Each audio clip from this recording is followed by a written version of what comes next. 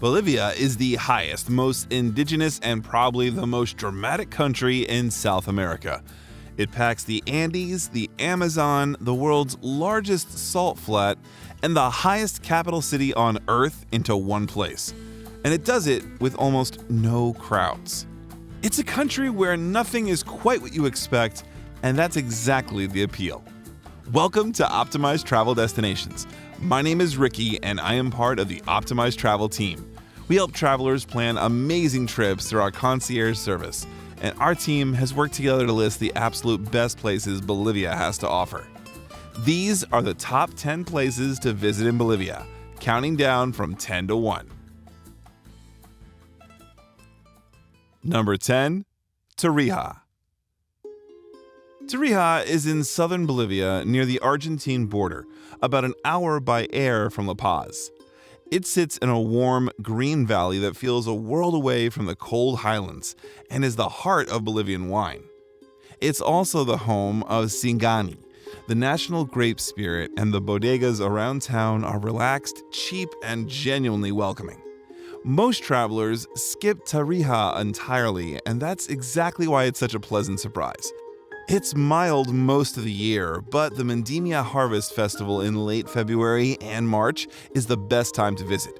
I'd give it 2 nights and spend a day working through the wineries. Number 9. Cochabamba.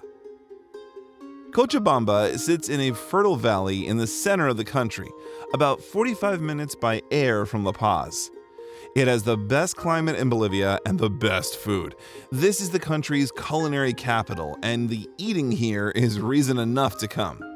La Cancha, one of the largest open-air markets in South America, sprawls across whole neighborhoods, and the Cristo de la Concordia statue above the city is slightly taller than Rio's. What I love about Cochabamba is how unpretentious it is. It just gets on with feeding people well. It's comfortable year-round thanks to that valley climate. I'd plan 2 nights, mostly built around long lunches and the market. Number 8. Santa Cruz.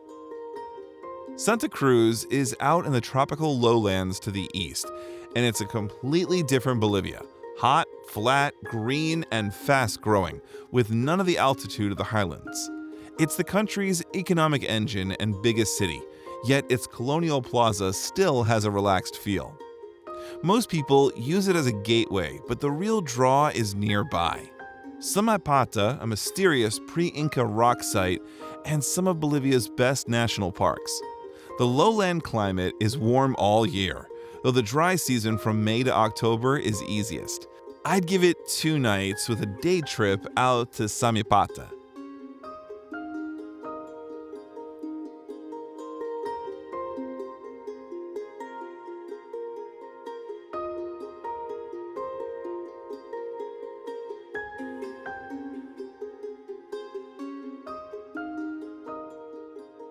Number 7. Tiwanaku. Tiwanaku is out on the Altiplano, about an hour and a half west of La Paz, an easy day trip.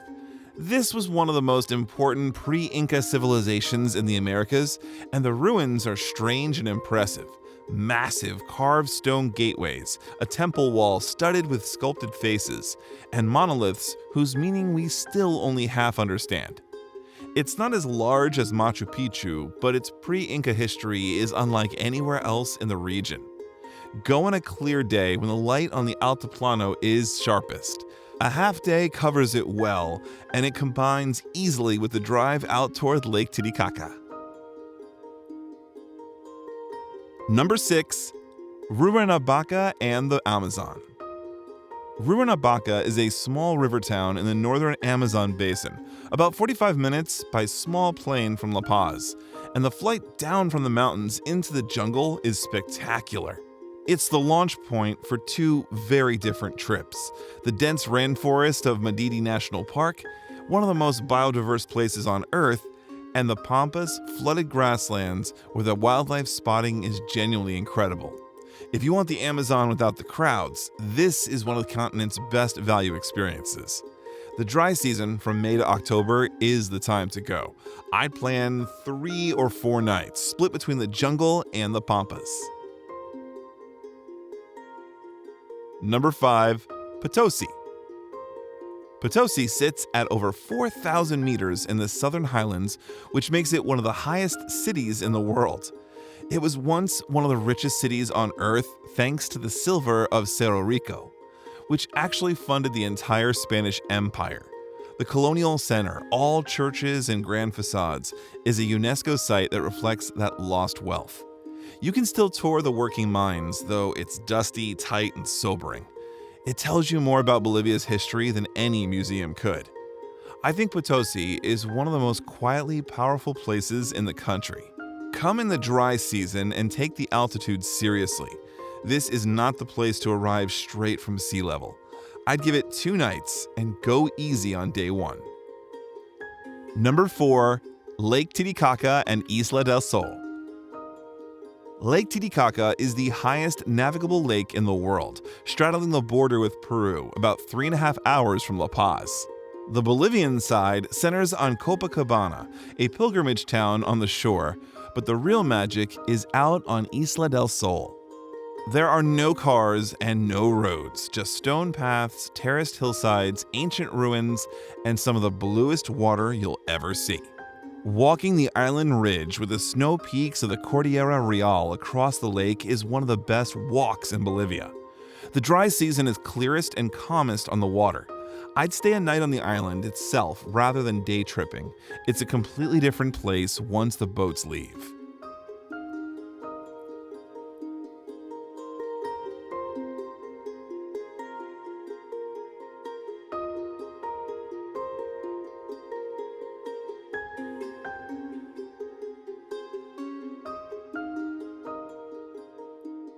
Number 3.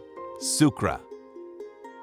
Sucre is Bolivia's constitutional capital, and for my money, its most beautiful city. It sits in a mild valley in the southern highlands, about an hour by air from La Paz, and it's noticeably gentler and lower than the rest of the highland country.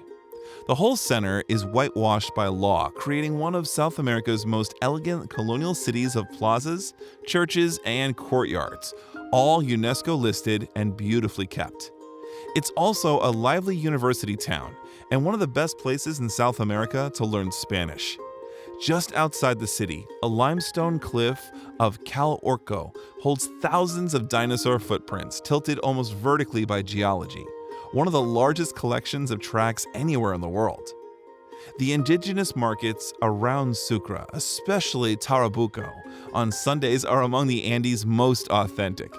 Sucre's mild climate makes it comfortable most of the year. I'd give it 3 nights, enough to slow down, wander the white streets, and take a day out to the villages and the dinosaur tracks.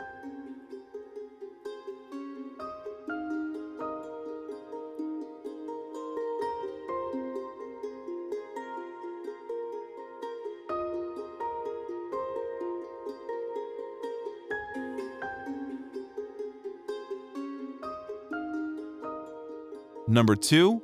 La Paz. La Paz is the highest capital city in the world, and arriving here is genuinely unforgettable. The city sits in an enormous canyon bowl, with buildings climbing every wall of it, and the sprawl of El Alto spilling over the rim at 4,000 meters above. Flying into it for the first time is a jaw-dropping introduction to Bolivia. The best way to see it is from the Mi Teleferico, a network of cable cars gliding you high over the rooftops with the snow peak of Uyuni in the background. It's one of the continent's great scenic rides, yet for locals, it's simply public transport. Down in the streets, La Paz is chaotic in the best way. Markets everywhere, street food on every corner, and the famous witches' market, Mercado de los Brujas, selling herbs, potions, and offerings for Andean rituals. Just outside the city, the Vala de la Luna is a bizarre landscape of eroded rock spires you can walk right through. The dry season is the most reliable, and give yourself a day to adjust to the altitude before doing much. I'd stay 3 nights and ride the cable cars at sunset at least once. Before I reveal number 1, I want to take a moment to tell you about why we made this video. Bolivia is one of the trickiest countries in South America to plan well. The altitude is no joke, the distances are huge, and the wet season and dry season give completely different experiences. And the internal logistics can be genuinely confusing. Now, getting the order and the timing right is most of the battle, and that is exactly what Optimized Travel was built for. Head to optimizedtravel.com to find out more, or click the link in the description. And now, number 1. Number 1, Salar de Uyuni. The Salar de Uyuni is the largest salt flat in the world, and it's the reason most people come to Bolivia in the first place. It sits at 3,700 meters in the southwest, reached from the town of Uyuni about 40 minutes by air from La Paz, and there's genuinely nowhere else on Earth like it. In the dry season, it's an endless white plain of hexagonal salt crust stretching further than your eye can process, so flat and featureless that perspective breaks down completely, making every photo look like an optical illusion. In the wet season, a thin layer of water runs the whole thing into the largest mirror on the planet, and with the sky reflecting so perfectly that the horizon disappears and you appear to be walking on the clouds. Both versions are extraordinary, and they're completely different trips. But the salt flat is only the start. The classic 3-day tour carries on south through the wider southwest Altiplano, and it's some of the most surreal landscape anywhere. Blood-red lagoons full of flamingos, steaming geyser fields, hot springs, and desert dotted with wind-carved rock. You cross it by 4x4, staying in salt brick lodges as every hour brings another impossible-looking landscape. The dry season, from May to October, gives you the classic white expanse. The wet season, from roughly January to March, gives you the mirror. I'd plan the full 3-day tour ending at the Chilean border if you're heading that way, and pick your season based on which version you want. You can't really have both. So, those are the 10 best places to visit in Bolivia. From the wine valleys of Tarija and the Amazon rivers of Rurrenabaque to the blue water of Lake Titicaca and the white streets of Sucre, all the way to the mirror of Salar de Uyuni. If you're ready to plan your trip, head to optimizedtravel.com and let me know in the comments which of these 10 would you visit first. Straight to the salt flats, or would you start somewhere higher and stranger?